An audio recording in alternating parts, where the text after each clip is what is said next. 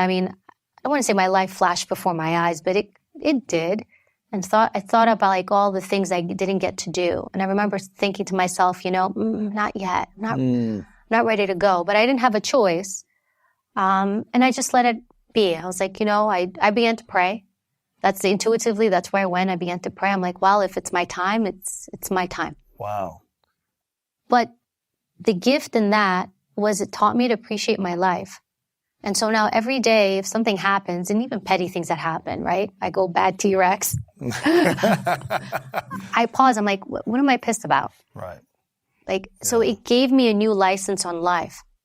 But take that trauma, it's tragedy, whatever you want to call it. And if I go to therapy and all I do is talk about that on a consistent basis, how well do you think I'm going to do? How well am I going to recover? Right. I'm not. Because I'm going to relive all those people that died, all those people I couldn't save, how I almost died, how my friends died, how my colleagues died. Why did this happen? Why did they do this? Why? Even to this point, I go for screening. We're on it's the World Trade Center Health Monitoring Program. Because of the exposure to all that stuff, so many people have died from cancer and all that. I go every year for my screening. Really? In fact, I'm due.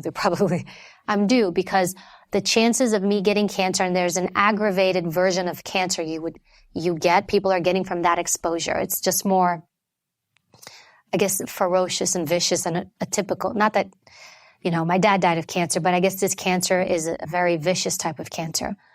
But even then, so I guess I understood that and I learned that I must let go. And I'll never go to who Evy was before, but I don't want to go to who she was before. I want to take what I experienced and bring that experience into my life. And now I appreciate my life. And I'll tell you this, Louis, if I'm ready to go now. Tomorrow something happens. Tonight something happens. I'm okay. Wow. Because I've lived my life the best I could. And I've done the things that I could. I tried to find and make meaning in my life. I'm okay. Right. I'm hearing an ambulance go outside as this is happening. This is pretty intense. One of the things that I can really appreciate how you say reliving past painful events and speaking about them and causing yourself more heightened emotions and stress doesn't really serve you past a certain point. Yes. That's all I'm saying. Right. For me, I'm a big fan of, I call therapy coaching because I try not to live in the past. I try to say, what can I prepare for the future?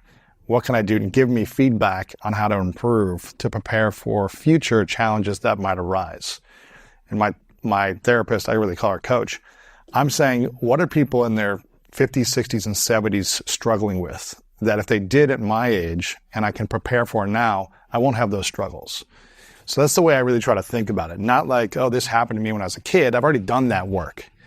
But knowing the traumas from the past and how it affects my personality type now, how can I keep improving and working to overcome potential future challenges now? That's the way I look at it. And that's why it helps me. But you find the positive in it. Yes. Yeah. It's more of thinking of like, how can I just keep improving my life? But you also know you. Yeah, exactly. Best, and you know what works for you. Right.